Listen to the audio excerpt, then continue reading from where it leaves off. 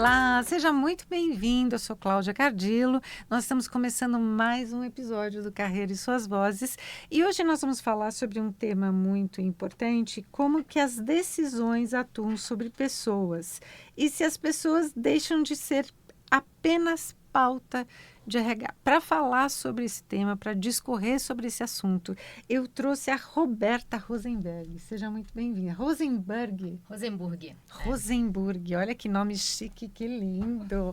É descendente de alemão? De alemão, é. Muito bonito. Muito obrigada. Então, Roberta, fala para mim uma coisa. Você é especialista em estratégia de negócios e capital humano, é CEO da F-Lead, e você atua justamente na intersecção entre a performance organizacional, liderança e gestão de talentos. Você já trabalhou e já ajudou empresas como Unilever, Mercado Livre, Itaú, Salesforce e Danone a traduzirem gestão de pessoas em vantagem competitiva, indo além do discurso e conectando gente, que é extremamente importante o que a gente faz hoje, né?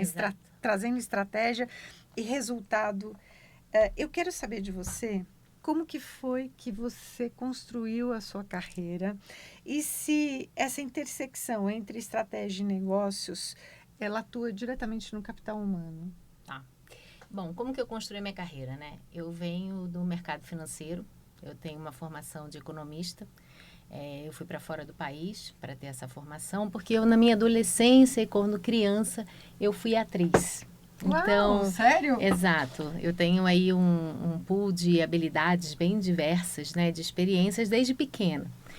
E só que chegou um momento em que os meus pais, né, direcionaram para que eu tivesse uma formação acadêmica mais solidificada, porque você imagina que a gente está falando de 30 anos atrás, né? Então, em que era importante essa formação, né? Tradicional. Tradicional, né? Até porque não existia nenhuma faculdade de cinema e de teatro naquela época, eram cursos profissionalizantes.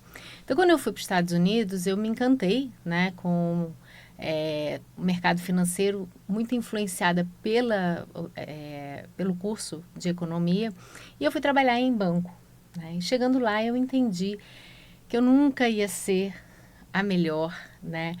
E eu nunca ia me destacar tanto, porque não era o que eu gostava de fazer. Imagina uma pessoa que tem toda essa vertente artística, né? Trabalhando num banco que é totalmente engessadinho, né? Então, e eu tive essa coragem, né, de olhar e entender que não era o que eu queria fazer, né, e aí eu fui fazendo uma mudança, eu fiz um MBA em gestão de pessoas e liderança e comecei a trabalhar em consultoria. Então, a minha mudança, ela foi, né, do mercado financeiro para a consultoria. Trabalhando um pouco em business acumen, entendendo sobre modelos de negócio, que era exatamente aquilo que eu entendia mais, né? Ainda mais júnior, mas que eu passava a ter um olhar mais crítico. E depois eu fui migrando para a área de pessoas, né? Quantos anos você trabalhou em banco? Foi lá nos Estados Unidos mesmo? Foi. Eu fiquei uns 3 anos e meio. Antes eu tinha trabalhado, feito estágio numa empresa de uma seguradora, né? E a partir dali, desses 3 anos e meio, falei, gente, não é isso que eu quero, não dá para ficar, né, nesse tipo de trabalho. E eu não sabia o que era, porque também não tinha nenhuma orientação de carreira, nada disso. Foi realmente me escutando. E eu fiz essa migração, e eu migrei para a área de consultoria. Né? Então, dentro da área de consultoria, eu fui conhecendo, né, tendo um conhecimento mais amplo de negócio, começando a perceber o quanto que as pessoas, elas impactavam o negócio, mas ainda sem um nome de fato. E foi aí que eu comecei a trabalhar com programas de desenvolvimento de liderança, né, com uma consultoria renomada globalmente, a CCL, que foi a minha primeira, né, a porta aí de entrada para este mundo de grande consultoria. E eu comecei a ter contato, não só com coaching, mas como programas de desenvolvimento, né? E entender que tudo estava relacionado, né? Atrás, lá, a gente Você está trazendo uma visão histórica muito legal, porque nós estamos vivendo agora um momento de transição muito forte, que é a implantação da NR1 nas empresas. E você está descrevendo esse momento histórico até a chegada da NR1. Então, para quem está nos ouvindo, para quem está nos assistindo, muitas vezes a gente precisa olhar para frente, para trás, perdão, para poder entender o que está acontecendo no momento atual, né? Exato. A gente tem até um novo trabalho da nossa consultoria, da F-Lead Consultoria, que a gente está prestando para as empresas, falando exatamente da NR1, da implementação, quanto que é importante não só ter um olhado crítico, né, para o ambiente, né, uma parte ergonômica e o bem-estar, né, que você propõe para o colaborador, mas também olhando para a parte de pessoas, o comportamento que precisa mudar, porque não é só o físico, né, o ambiente. O ambiente ele é composto também por pessoas e como elas conduzem esse ambiente. Eles impactam diretamente na vida e no comportamento das pessoas, né? Exatamente. Então, tudo isso me deu uma visão, né, voltando um pouco, tudo isso, essa experiência foi me dando uma visão de que sim, eu precisava entender de negócio, era muito importante, porque eu só ganhava credibilidade do meu cliente, dos executivos, dos gestores, colaboradores, se eles se sentissem representados ou entendidos pela minha fala ou pelos programas que a gente estava propondo. E depois eu fui para uma outra consultoria que eu trabalhava nos três, né? Tanto na venda, quanto na construção, quanto na entrega desse programa. E isso foi me dando uma visão muito mais estratégica de mercado, né? De conhecimento mais profundo, de ferramentas, de recursos. E aí eu fui me especializando, fazendo vários cursos de formação, faço até hoje. E há 11 anos atrás eu montei a F-Lead, que a proposta sempre foi o quê? Atender a clientes da América Latina. Hoje eu atendo além da América Latina, tá? Mas entender exatamente a necessidade do cliente e fazer programas customizados para ele, né? Para que ele consiga realmente ter um impacto no retorno financeiro, que é exatamente isso que você me perguntou, né? Como é que você conecta o financeiro com pessoas, né? O que pessoas têm a ver com isso tudo? Porque pessoas é que fazem o resultado, né? O lucro, o prejuízo, o custo, né? Oportunidades de mercado, tudo isso é implementado por pessoas. E as pessoas, muitas vezes, quanto maior é a empresa, mais desconectada, muitas vezes, elas estão da estratégia daquele negócio. Ela fica muito presa ao seu núcleo, né, da sua entrega. Então, o que eu entendo que é importante é sempre estar correlacionando os comportamentos, as ações, as habilidades com a entrega final, o resultado. O resultado de quê? O resultado estratégico, do que aquela empresa vai poder gerar valor para a sociedade ou no mercado em que ela está posicionada. E você costuma dizer que o primeiro trimestre ele funciona como um verdadeiro raio-x cultural, né? Sim. Das empresas. O que começa a aparecer nesse período que normalmente fica invisível ao longo do ano e que líderes atentos deveriam observar com mais cuidado, Roberta? Quando a gente fala desse raio-x cultural no primeiro trimestre, o foco está bem, né, dentro de cultura, tá? Então é importante que a gente entenda isso. E o que a cultura impacta, né, dentro do resultado? Tudo. Porque é a cultura que vai conseguir capturar essa força de trabalho, os colaboradores, e engajar essas pessoas, porque hoje em dia as pessoas estão conectadas com o seu propósito, né? É importante que eu entenda qual é o meu valor agregado dentro daquilo que eu faço, tá? Então, no primeiro trimestre, o que acontece, né? Você vem de um ano, normalmente, onde você faz acordos, você faz compromissos, você tem um objetivo de negócio. E quando você começa o ano, é muito importante validar como que as pessoas estão à frente a isso. Será que elas ainda estão alinhadas? Será que o mercado ainda é o mesmo? Porque, às vezes, de dezembro para final de janeiro, muita coisa já mudou, né? A gente tem um impacto global muito forte, né? Em política. Principalmente esse ano que nós temos muitos eventos culturais, né? Não só no Brasil como em outros lugares, mas nós temos o Carnaval, nós temos Copa do Mundo, depois nós temos eleição, Natal, e no ano que vem nós temos a Copa Feminina aqui no Brasil. Então nós vamos viver 1 ano e meio em que a gente vai se relacionar muito com outras culturas, com outros países, com outras pessoas que podem impactar diretamente no negócio local, né? Exato. Então, esse primeiro trimestre é onde o líder ele precisa validar com a sua equipe se realmente estamos alinhados. Como é que estamos? Como é que cada colaborador está entendendo a estratégia e qual o valor agregado que ela precisa para colaborar? Até né? quero te fazer uma pergunta, porque muita gente confunde eficiência com simplesmente fazer menos, fazer mais com menos, né? E na verdade são diferentes. Em 2026 esse conceito mudou da eficiência real. Por que esse tema ele precisa ser revisitado sobre a ótica da produtividade, margem e competitividade? Porque eficiência não necessariamente é mais com menos, isso pode causar um estresse total e absoluto com as equipes, né? E com as pessoas, e não necessariamente vai trazer o resultado desejado, né? Você pode fazer mais com menos, mas não ser eficiente, né? Por quê? Porque você está sobrecarregando essas equipes para entregar, mas você não está atacando naquilo que realmente vai ter um impacto positivo para o negócio. Então, esse conceito ele mudou porque hoje a gente olha muito para esforço versus impacto. Em relação ao quê? Em relação à estratégia e objetivo que você quer alcançar. Então, é muito importante você revisitar o leque de entregáveis que você precisa, né? Para saber, e das tarefas, e para saber exatamente o que vai ter um médio para baixo esforço e que vai ter um médio para alto impacto no negócio. Então, quando eu começo a olhar e entender de fato o que eu preciso fazer para gerar melhor resultado, esse é o conceito de eficiência, né?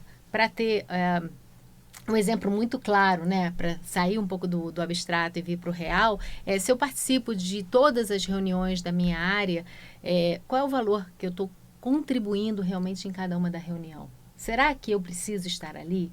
Né? Então, quando eu revisito esse pool de tarefas, o pool de compromissos e o impacto de fato que gera, é aonde realmente eu estou sendo mais eficiente. Hoje não tem mais espaço para empresas não serem eficientes, né? Porque a concorrência está muito grande, o mercado está mudando muito, o consumidor está muito mais exigente, então, e as empresas precisam acompanhar. Né? Até quero te perguntar, no seu olhar, quais são os sinais mais claros que uma equipe tecnicamente competente, mas emocionalmente desalinhada, ela pode atrapalhar ou fazer com que o líder perceba isso na prática antes que isso vire uma queda de performance? Tá, então seria como que a gente percebe que essas equipes estão... Exatamente.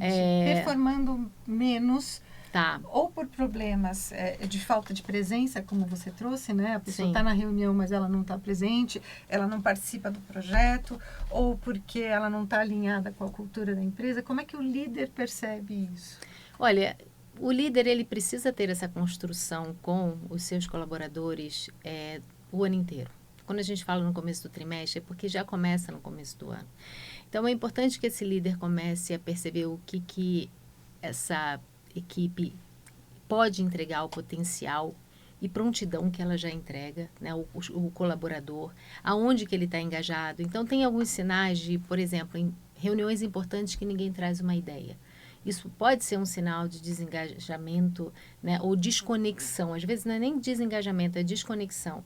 E aí é onde o líder precisa parar a bola e ter essas conversas. Né? Empresas altamente eficientes que eu já ajudei, que eu venho apoiando, eu vejo que tem muito essa prática de ter 1 a 1 one-on-one, que a gente chama, né? Então, o líder ele tem na agenda um espaço onde ele vai conversar com aquele colaborador. Eu super entendo que também tem vários líderes que eu converso, que tem uma equipe muito grande, né? De várias pessoas que reportam diretamente por N situações. Então, é importante que esse líder também consiga mapear e organizar o seu próprio tempo para saber quem são aqueles colaboradores ou os integrantes da sua equipe que ele precisa ter uma proximidade naquele momento para poder entender aquilo que está passando e trazer, né, esse colaborador para o jogo novamente. Então, esse líder ele precisa estar conectado com a sua equipe. Se a gente pudesse resumir, né, é ter essa conexão e não esperar que as pessoas saibam aquilo que precisa ser feito ou como precisa ser feito. Esse alinhamento ele precisa ser constante, né? Eu acho que isso extrapola até para fora de empresas, né? A gente, às vezes, o ser humano, ele tende a achar que o outro sabe aquilo que eu estou pensando, aquilo que eu quero, o que é importante para mim, o que é importante para o resultado. Mas pessoas são pessoas e essas aspirações, elas mudam muito de acordo com o perfil, né, de cada líder e a forma de trabalhar. É exatamente isso, né? Nós estamos vivendo um momento em que faz sentido ressignificar pessoas do que buscar talento pronto, né, fora da empresa ou no mercado, né? E quais riscos estratégicos as empresas correm quando apostam somente na contratação externa? Eu acho que o risco é da cultura, né?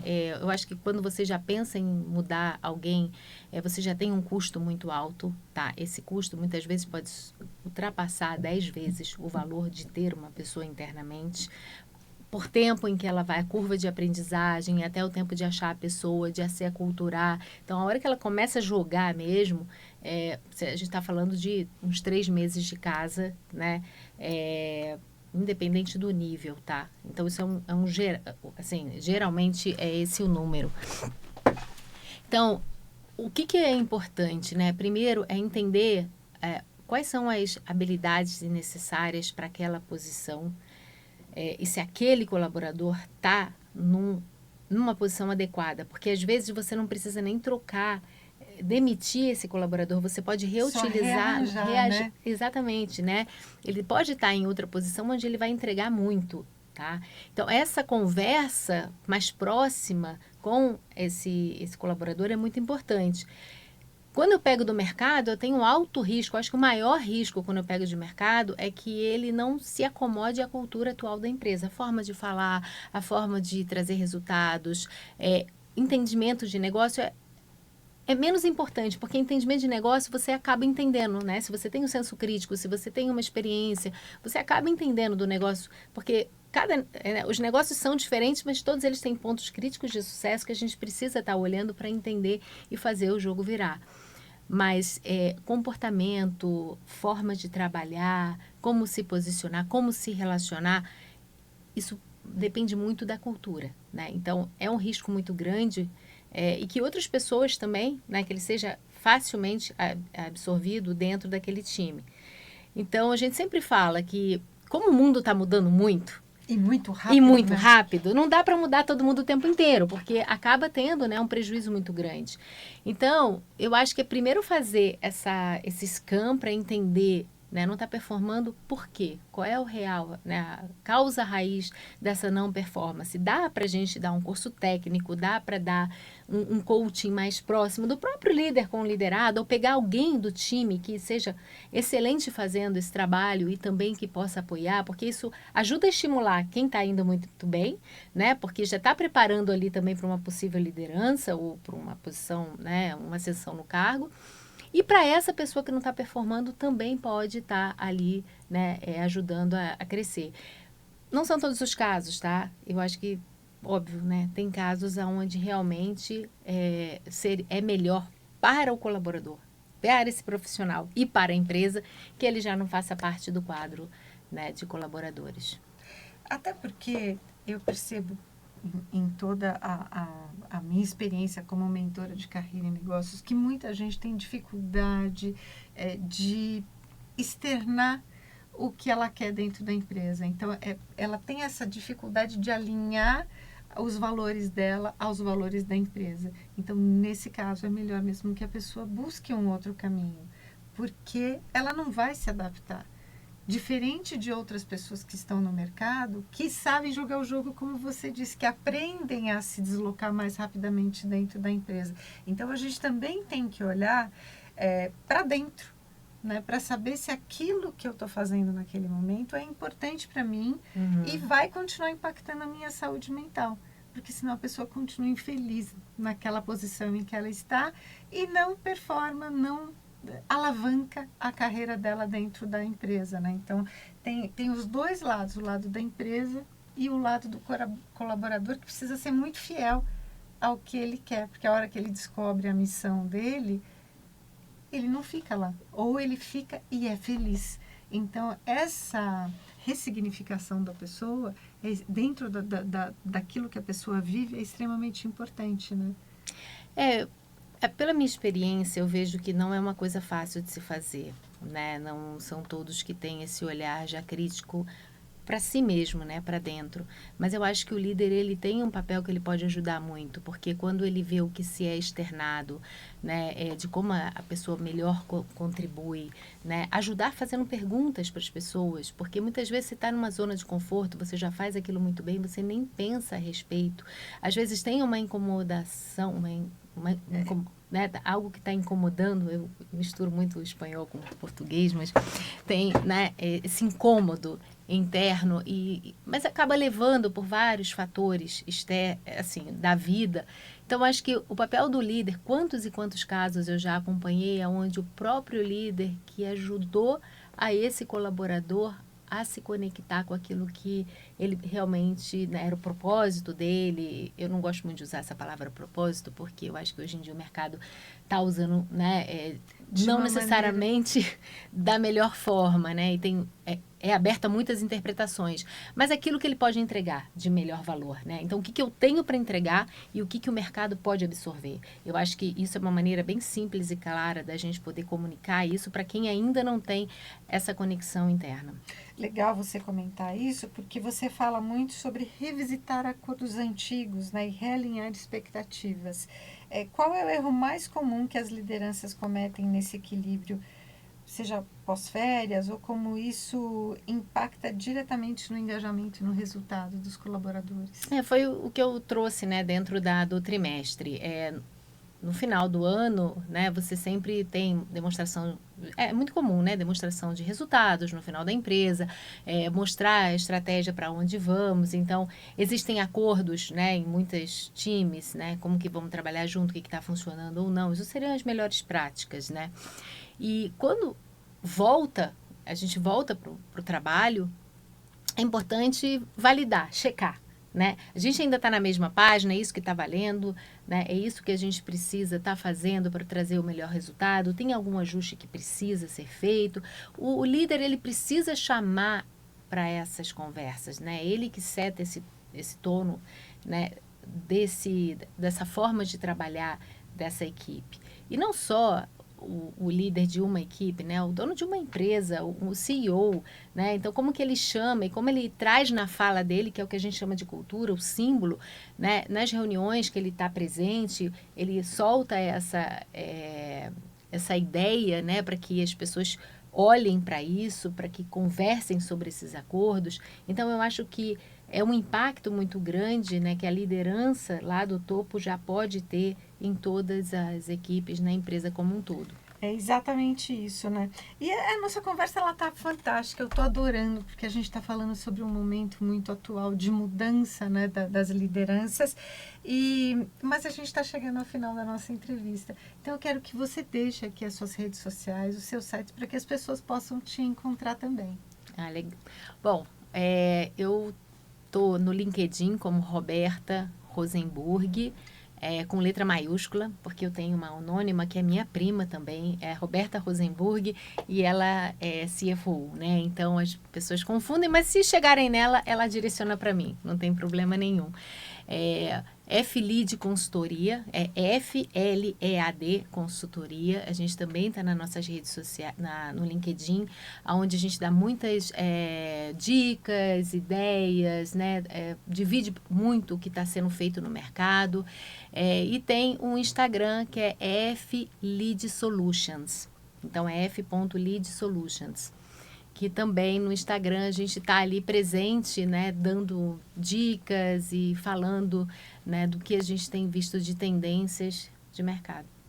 Roberta, foi um prazer enorme te receber aqui. Volte quando quiser para que a gente possa continuar esse assunto, justamente nesse momento em que a gente precisa dar treinamento, dar atenção, né, não só para as lideranças como para os colaboradores, nesse momento de mudança de cultura das empresas, né?